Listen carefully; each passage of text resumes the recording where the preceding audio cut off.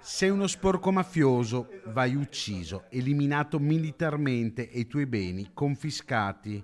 E ancora, ti sparerò alla nuca. Sono solo alcune delle minacce contenute nelle lettere indirizzate all'avvocato padovano Niccolò Ghedini, legale di Silvio Berlusconi e senatore di Forza Italia.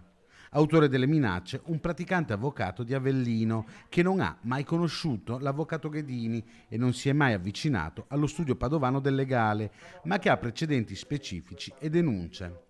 Le lettere e le telefonate minatorie risalgono allo scorso gennaio. Il giudice per le indagini preliminari di Padova, nel corso di un incidente probatorio, ha stabilito che l'uomo, autore delle minacce, è affetto da gravi deficit ed è potenzialmente pericoloso e ha disposto come misura cautelare la detenzione in una residenza per l'esecuzione delle misure di sicurezza in cui vengono trattenuti gli imputati affetti da disturbi mentali. Pare però che in queste strutture presenti in Campania non vi sia spazio e il trentenne al momento è ancora a piede libero.